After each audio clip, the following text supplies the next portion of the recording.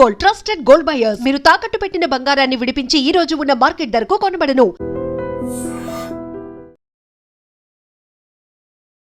POCSO కేసులో arrest అయిన బండి సాయి భగీరథ్ సెంట్రల్ జైల్లో, చర్లపల్లి సెంట్రల్ జైల్లో ఎలా ఉన్నాడు?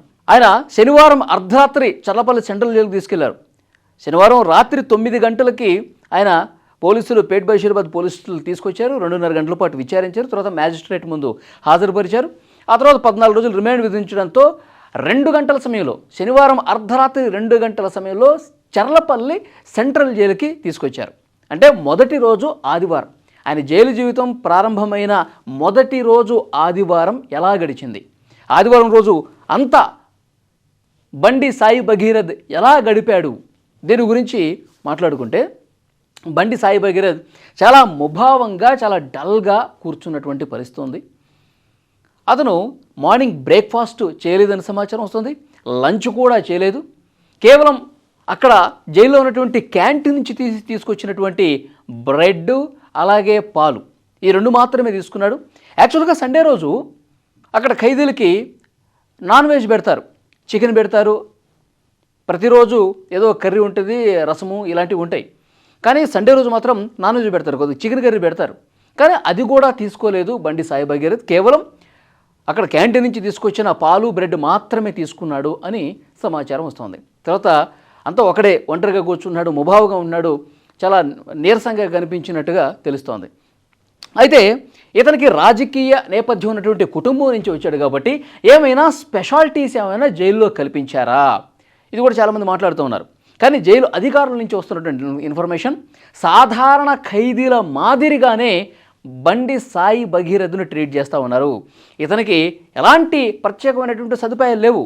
ఎందుకంటే ఇక్కడ విఐపీ ఫ్యామిలీ నుంచి వచ్చాడు కాబట్టి ఇతనికి ఒక ఏసీ రూము, తర్వాత ఒక డబుల్ కాట్ బెడ్డు, తర్వాత వెస్ట్రన్ టాయిలెట్, ఇలాంటి సదుపాయాలు కల్పించి ఉండొచ్చు అని చెప్పి కొంతమంది మాట్లాడుతూ ఉన్నారు. కానీ జైలు అధికారుల నుంచి వస్తున్న ఇన్ఫర్మేషన్, ఇప్పుడు ప్రతి ఒక్క సాధారణ ఖైదీ అక్కడ ఎలాంటి జీవితం అయితే గడుపుతున్నాడు, నేరాలు చేసి వచ్చినటువంటి వాళ్ళు, రిమాండ్ ఖైదీలుగా ఉన్న వాళ్ళు, దోషులుగా తేలి శిక్ష అనుభవిస్తున్న వాళ్ళు, ఏ విధమైనటువంటి అక్కడ సదుపాయాలు ఉన్నాయో వాళ్ళకి, సాధారణ ఖైదీలకి సేమ్, విచారణ ఖైదీలకి సేమ్ ఇక్కడ కూడా అలాంటివే ఉన్నాయి. ఇతనికంటూ ఎలాంటి ప్రత్యేక సదుపాయాలు కల్పించలేదు అని కూడా చాలా స్పష్టంగా జైలు అధికారుల నుంచి వస్తున్నటువంటి సమాచారం.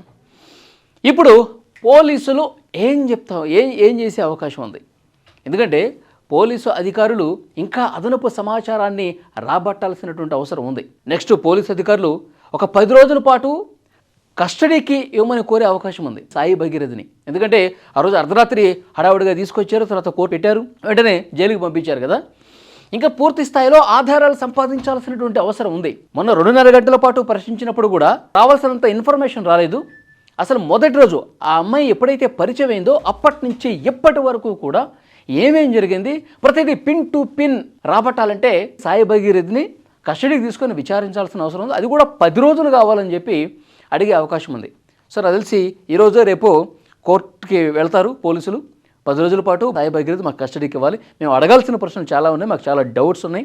తర్వాత ఎవరైతే బాధితురాలు తల్లి అలాగే బాధితురాలు ఇచ్చినటువంటి వాంగ్మూలం ఉందో వాళ్ళు ఏవైతే మాకు ఆధారాలు ఇచ్చారో వాటిని బేస్ చేసుకుని ఇంకా లోతుగా సాయి భగీరథ్ని విచారించాల్సినటువంటి అవసరం ఉందని చెప్తా ఉన్నారు.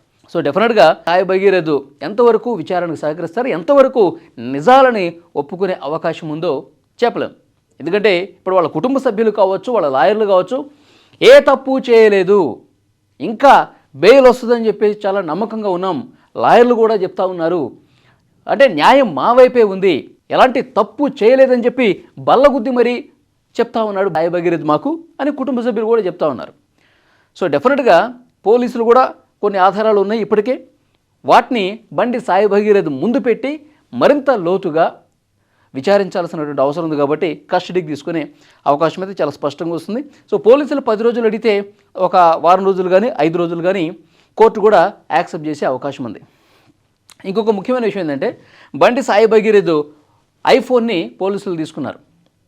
దాన్ని పూర్తిగా విశ్లేషించాలి. ఐఫోన్లో ఎలాంటి డేటా ఉంది, వీళ్ళు ఏమైనా డిలీట్ చేసినటువంటి డేటా ఉందా, వాట్సాప్ చాట్లో ఏమైనా డిలీట్ చేశారా, ఇంకా సోషల్ మీడియా మిగతా యాప్స్ ఉన్నాయి కదా వాటిల్ని ఏమైనా ఆల్రెడీ డిలీట్ చేసి ఉన్నాడా, ఇవన్నీ కూడా గత సంవత్సర కాలంలో ఎవరెవరితో ఏమేమి మాట్లాడారు, ముఖ్యంగా ఈ అమ్మాయికి సంబంధించి ఎలాంటి చాట్ జరిగింది, ఎలాంటి కాల్ రికార్డింగ్స్ జరిగినాయి, ఇవన్నీ కూడా వెలికి తీసే అవకాశం. ఎందుకంటే వాళ్ళు చెప్తూ ఉన్నారు, బాధిత కుటుంబం బెదిరిస్తూ ఉన్నారు, వాళ్ళకి రాజకీయ నేపథ్యం ఉంది, అధికారం ఉంది అని చెప్పి మమ్మల్ని చాలాసార్లు బెదిరించిన పరిస్థితి, మాకు ప్రాణభయం కూడా ఉందని చెప్తూ ఉన్నారు. సో అలాంటి బెదిరింపులు ఏమైనా రికార్డింగ్స్లో ఉన్నాయా అని చెప్పి వీళ్ళు ఏమైనా డిలీట్ చేసినా కూడా బయటకు వస్తాయి కదా. సో దాన్ని ఫోరెన్సిక్ ల్యాబ్కి పంపించారు. అలాగే బాధితురాలు తల్లి ఇచ్చినటువంటి టెక్నికల్ ఎవిడెన్స్లు ఏవైతే ఉన్నాయో వాటిని కూడా ఫోరెన్సిక్ ల్యాబ్కి పంపించినటువంటి పరిస్థితి ఉంది. సో మొత్తానికి చర్లపల్లి సెంట్రల్ జైలు నుంచి వస్తున్నటువంటి ఇన్ఫర్మేషన్, బండి సాయి భగీరథ్ చాలా డల్గా కనిపిస్తూ ఉన్నాడు. ఎందుకంటే ఎప్పుడు కూడా సెంట్రల్ జైలుకి వెళ్ళినటువంటి పరిస్థితి లేదు. గొప్ప ఫ్యామిలీ, రాజకీయ నేపథ్యం ఉన్నటువంటి ఫ్యామిలీ, మనం ఏం చేసినా నడుస్తుందిలే అన్న ఒక ధీమాతో ఇంతవరకు చాలా పవర్ఫుల్గా బతికినటువంటి కుర్రాడు ఇప్పుడు సెంట్రల్ జైల్లో చాలా నీరసించిపోయి అత్యంత ముభావంగా ఆయన కూర్చొని డల్గా కనిపిస్తూ ఉన్నాడు. అక్కడ ఫుడ్ తింటలేదు, ఓన్లీ క్యాంటీన్ నుంచి ఏవో ఆ పండ్లో లేకపోతే పాలో బ్రెడ్ అది మాత్రమే తీసుకుంటాడు. ఇవాళ రేపట్లో కస్టడీకి తీసుకొని మరింత లోతుగా విచారించే అవకాశం అయితే కనిపిస్తోంది.